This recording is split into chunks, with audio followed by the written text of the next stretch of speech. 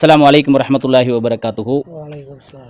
இன்றைக்கி நம்மிடையே அப்துல்லா பாய் என்ற ஒரு நண்பர் அவருடைய மருத்துவ உதவி தேவைக்காக நம்மிடம் கால் பண்ணி பேசினாங்க.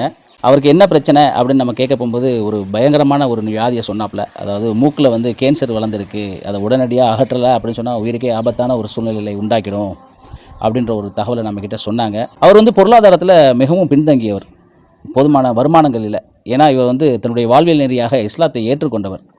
பல இடங்களில் வேலை செஞ்சவர், சொந்தமாக ஆட்டோ ஓட்டினார், பழங்கள் வியாபாரம் செஞ்சார். இதற்கிடையில் இந்த வியாதி இவரை தொற்றி கொண்டு இருக்கக்கூடிய இந்த நேரத்தில் உங்களுடைய பொருளாதார தேவைகளை அதிகமாக நாடி இருக்கிறாரு. சென்னை கேன்சர் இன்ஸ்டிடியூட்டில் ஒரு 3 மாத காலம் தங்கி அவர் சிகிச்சை பெற வேண்டிய கட்டாயத்தில் இருக்கிறாரு. அவருக்கு தங்களாலான பொருளாதார உதவிகளை தாராளமாக வாரி வழங்குங்க.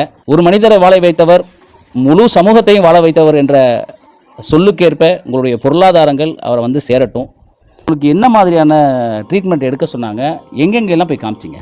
ஃபஸ்ட்டு திருவாரூர் மெடிக்கலில் காமிச்சேன். ஏன்னா அங்கே தான் ஃபஸ்ட்டு நான் முதல்ல தடவை ஆப்ரேஷன் பண்ணேன்.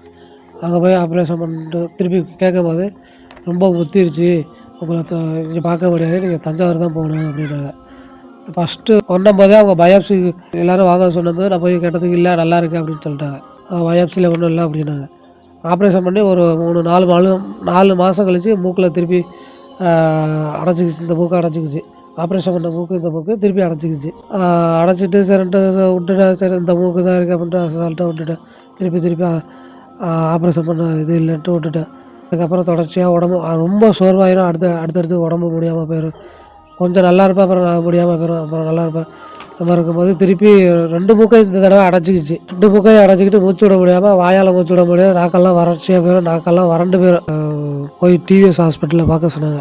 போய் பார்த்தா எல்லாம் டெஸ்ட்டெல்லாம் எடுத்து MRI scan, CT scan, MRI scan, எல்லா ஸ்கேனு, அதில் ப்ளட் டெஸ்ட்டு, அப்புறம் பயாப்சி மூக்கில் ஆப்ரேஷன் அந்த கட்டி அறுத்து பயாப்சி கொடுத்து அதுக்கப்புறம் அந்த ரிசல்ட்டு தான் அந்த ரிசல்ட்டு. அது மூக்குக்குள்ளே கேன்சர் கட்டி இருக்குதா, உடனடியாக ஆப்ரேஷன் பண்ணணும். எப்படி தான் இவ்வளோ நாளாக இருந்தியா மூச்சு விட்டுக்கிட்டு, உடனே ஆப்ரேஷன் பண்ணணும், இல்லைனாக்கா சொல்ல முடியாத கண்டிஷன். மூளை வரையும் போயிருக்குது இந்த கட்டி. கண் பார்வை கண்ணுக்கு போகிற நரம்பையாக அமுத்திக்கிட்டு இருக்குது.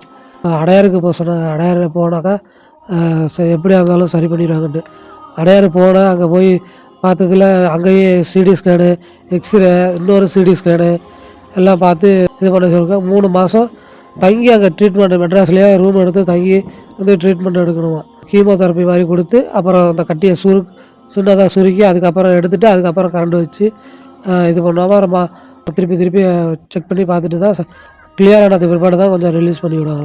அது வரையும் நல்லா செக் பண்ணி பார்ப்பாங்க அப்படின்னு சொல்லியிருக்காங்க. இப்போது இதுக்கெல்லாம் உங்களுக்கு போதுமான அளவுக்கு பொருளாதாரங்கள் இருக்குது. அந்த பொருளாதாரத்தை எப்படி நீங்கள் தயார் பண்ணுறீங்க? பொருளாதாரம் இதுக்கு மௌலானா கொடுத்தாங்க, நைமு கொடுத்தாங்க, அதிரி நைமு, இன்னும் நிறைய பேர் கொடுத்தாங்க. அதில் தான் இந்த இதெல்லாம் செஞ்சேன். மேற்கொண்டு அவங்க கொடுத்த காசுல இன்னும் கொஞ்சோண்டு வேற இருக்குது. அது பத்தாது. மேற்கொண்டு 3 மாதம் தங்கி இருந்து பார்க்குறதுனால கொஞ்சம் காசு செலவுலையும், ஒரு நாளைக்கு ரூமு வாடகை 500 ரூபாய்க்கு மேலே சொல்கிறாங்க. அதனால தான் கொஞ்சம் இதாக இருக்குது. பக்கத்துலேயே எனக்கும் எந்த பக்கட்டும் சப்போர்ட் இல்லை, அங்கிட்டும் சப்போர்ட் இல்லை. அதெல்லாம் சரி ரூமு அங்கே பக்கத்துலேயே இருந்து எடுத்து எனக்கும் மெட்ராஸில் எட்டி இருந்து அடையாருக்கு போவேன். அந்தளவுக்கு நாலேஜ் கிடையாது. பக்கமாக இருந்துச்சுன்னா கொஞ்சம் ஒய்ஃபு நானும் அப்படியே முதல்ல பக்கத்துலேயே இருந்து போய் பார்த்துட்டு வந்துடலாம். பஸ் ஏறி போவோம், ஆட்டோ ஏறி போவோம். அவ்வளோ டிராஃபிக்கான இடத்துல அந்த மாதிரி இடத்துல நான் பழகுனதே கிடையாது. இப்போ தான் முதல்ல இந்த தடவை தான் போயிருக்கேன். அதனால் ரூமு தேவைப்படுது.